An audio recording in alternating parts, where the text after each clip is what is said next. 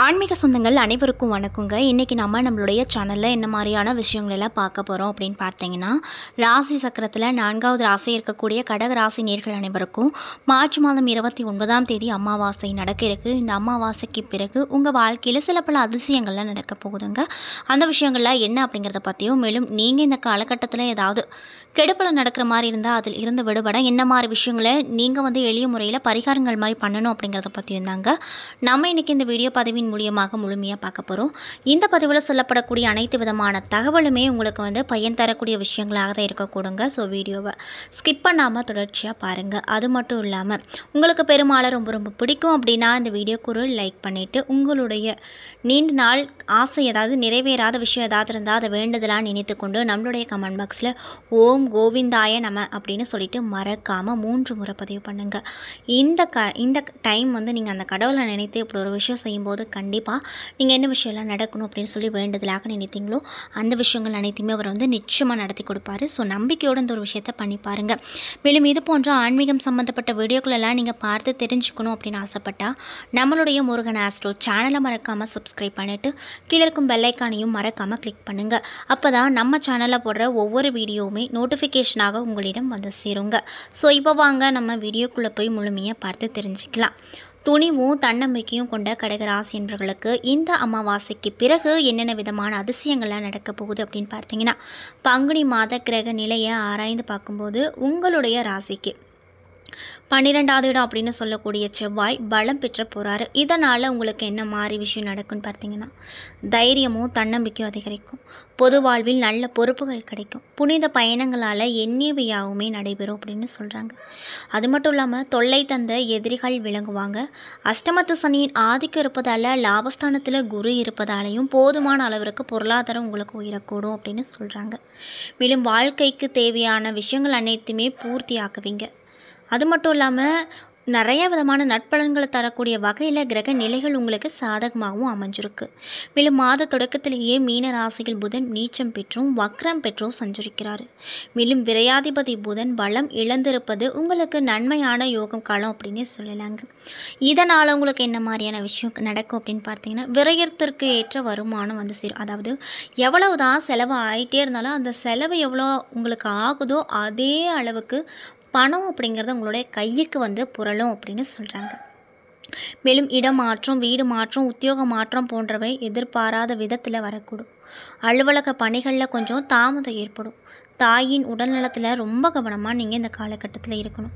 வாங்கிய சொத்துக்களால் நிறைய விதமான பிரச்சனைகள் உங்களுக்கு உண்டாகும்.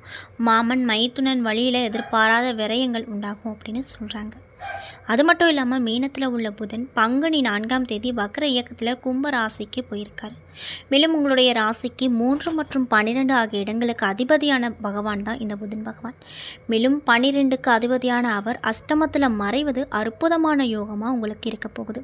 அதாவது கெட்டவன் கெட்டிடில் கிட்டிடும் ராஜயோகம் என்ற பழமொழிக்கு ஏற்றவாறு எதிர்பாராத சில நல்ல வாய்ப்புகள் உங்களுக்கு நீங்களே போகாமல் உங்களை தானாகவே தேடி வரும் அப்படின்னு சொல்கிறாங்க. இல்லம் கட்டி குடியேறுவது அல்லது கட்டிய வீட்டை பழுது பார்ப்பது போன்றவற்றில் கவனம் செலுத்துவீங்க. விரயங்கள் விரயமாக மாறக்கூடிய வாய்ப்பு அமைஞ்சிருக்கு. கல்விக்காகவோ கலை சம்பந்தப்பட்ட வகையிலோ சொத்து முயற்சியில் நிறைய விதமான விஷயங்கள் உங்களுக்கு நடக்கும். பொது வாழ்வில் ஏற்பட்ட வீண் பழி நீங்கும். உத்தியோகத்தில் இருப்பவங்களுக்கு புதிய பொறுப்புகள் கிடைக்க போகுது. மேலும் மீன ராசியில் சஞ்சரிக்கும் சுக்கிரன் இந்த மாதம் முழுவதுமே வக்ரம் பெற்று சஞ்சரிக்க போகிறாரு. மேலும் உங்கள் ராசியை பொறுத்த வரைக்கும் சுக லாபாதிபதியாக விளங்குபவர் தான் இந்த சுக்கிர பகவான். அவர் வக்ரம் பெறும் இந்த நேரத்தில் உடல் நலனில் கவனம் ரொம்ப தேவை. ஜீரண தொல்லைகளும் இனம் புரியாத கவலைகளும் மேலவும் எந்த ஒரு விஷயத்திலும் தீர்க்கமாக உங்களால் முடிவெடுக்கவே முடியாது. குடும்ப பிரச்சனையை சமாளிக்க வேண்டிய சூழ்நிலை வரும். அரசியல் களத்தில் இருக்கக்கூடியவங்களுக்கு திடீர் பொறுப்புகள் ஏமாற்றப்படலாம். மக்கள் செல்வாக்கு தக்க வைத்து கொள்வது நல்லது. வெளிநாட்டு முயற்சியில் தாமதம் ஏற்படுங்க. மேலும் உங்கள் ராசிக்கு யோகாதிபதியானவர் தான் இந்த செவ்வாய் பகவான். அவர் பங்குனி மாதம் 24ஆம் தேதி உங்கள் ராசியிலேயே நீச்சம் பெற்று வலிமை இழக்கிறாரு.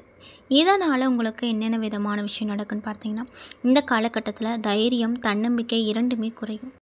மாற்று கருத்துரையோரின் எண்ணிக்கை உயரும். நினைத்ததை நினைத்தபடியே செய்ய முடியாது. நீண்ட காலமாக நடைபெற்று வந்த வழக்குகள் மேலும் தாமதத்தை சந்திக்கும்.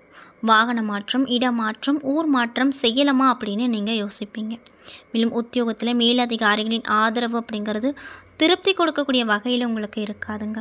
மேலும் பொது வாழ்வில் இருக்கக்கூடியவங்களுக்கு இந்த காலகட்டம் எப்படி அமைஞ்சிருக்குன்னு பார்த்தீங்கன்னா, நல்ல சந்தர்ப்பங்கள் நாடி வரும். வியாபாரம் மற்றும் தொழில் செய்பவர்களுக்கு கணிசமான தொகை கைக்கு வந்து புரளும். உத்தியோகத்தில் இருப்பவங்களுக்கு எதிர்பார்த்த விஷயங்கள் அனைத்துமே கிடைக்கும். கலைஞர்களுக்கு பாராட்டு கிடைக்கும். மாணவ மற்றும் மாணவிகளுக்கு கல்வியில் கவனம் தேவை. பெண்களுக்கு குடும்ப முன்னேற்றம் திருப்தி தரக்கூடிய வகையில் கண்டிப்பாக இருக்கும். மேலும் கொடுக்கல் வாங்குதல் அனைத்துமே சீராகும் அப்படின்னு சொல்கிறாங்க.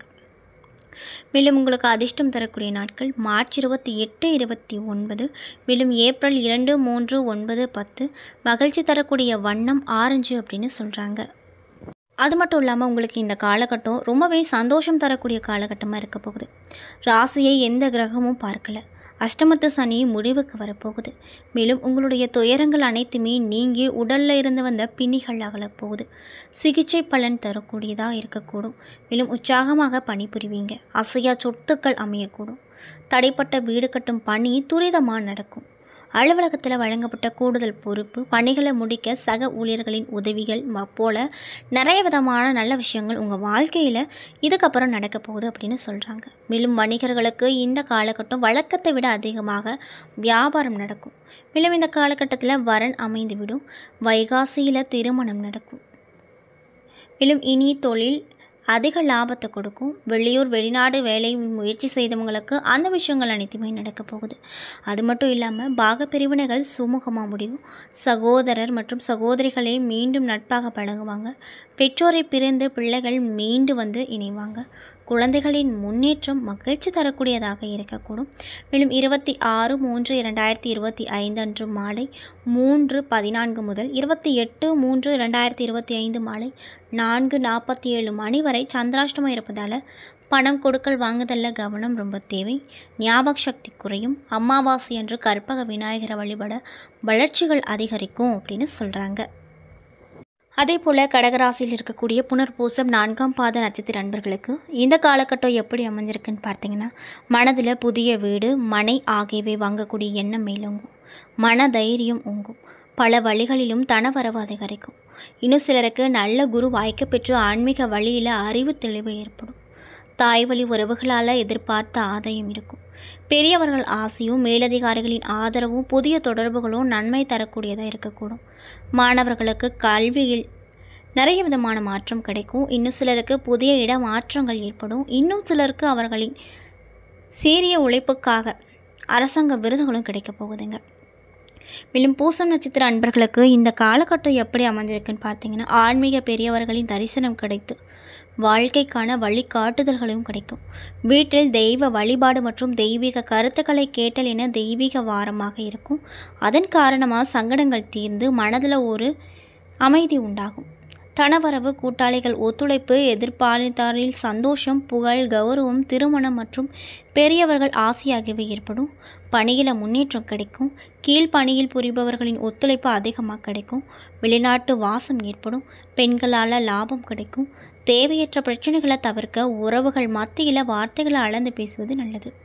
மேலும் ஆயில்யம் நட்சத்திர அன்பர்களுக்கு இந்த காலகட்டம் எப்படி அமைஞ்சிருக்குன்னு பார்த்தீங்கன்னா, தங்க தடையின்றி தனவரவு ஏற்பட்டு மனதில் மகிழ்ச்சி பொங்கும். பேரின்பம் பெறும் விதமாக மனைவி உங்களுக்கு ரொம்பவே ஆறுதலாக இருப்பாங்க அப்படின்னு சொல்கிறாங்க. பக்தி மேலிட்டால் பல திருப்பணிகள் செய்ய மனதில் நாட்டம் ஏற்படும். தெய்வ அருளால் வாழ்க்கையில் பல நல்ல திருப்பங்களை எதிர்பார்க்கலாம். சுற்றமும் நட்பும் சூழ சொகுசு வாகனத்தில் உல்லாச சுற்றுலா சென்று ரொம்பவே சந்தோஷகரமாக காணப்படுவீங்க. தொழிலை பொறுத்த வரைக்கும் சிறு சிறு தடைகள் ஏற்படலாம். இடைவிடாத உழைப்பின் காரணமாக வேலைக்கு உணவருந்த முடியாத நிலைகள் உண்டாகும் அப்படின்னு சொல்கிறாங்க. என்ன நண்பர்களே, இந்த வீடியோ பதிவுகளில் நாம் கடகராசி நேயர்கள் அனைவருக்கும் இந்த அமாவாசைக்கு பிறகு என்னென்ன விதமான மாற்றங்கள் எல்லாம் கிடைக்கும் அப்படிங்கிறத பற்றி தெளிவாகவும் விரிவாகவும் பார்த்துருப்போம். இந்த பதிவில் சொல்லப்பட்டிருக்கக்கூடிய அனைத்து விதமான தகவலுமே உங்களுக்கு பயன் தரக்கூடிய விஷயங்களாக தான் அமைஞ்சிருக்கும். ஸோ வீடியோ பிடிச்சிருந்தால் லைக் பண்ணுங்கள், ஷேர் பண்ணுங்கள். அது மட்டும் இல்லாமல் இது போன்ற ஆன்மீகம் சம்மந்தப்பட்ட வீடியோக்கள் எல்லாம் நீங்கள் பார்க்கணுன்னு ஆசைப்பட்டால் நம்மளுடைய முருகன் ஆஸ்ட்ரோ சேனலை மறக்காமல் சப்ஸ்கிரைப் பண்ணிவிட்டு கீழே இருக்கும் பெல் ஐக்கானையும் மறக்காமல் கிளிக் பண்ணுங்கள். அப்போ தான் நம்ம சேனலில் போடுற ஒவ்வொரு வீடியோவுமே நோட்டிஃபிகேஷனாக உங்களிடம் வந்து சேரும். நன்றி.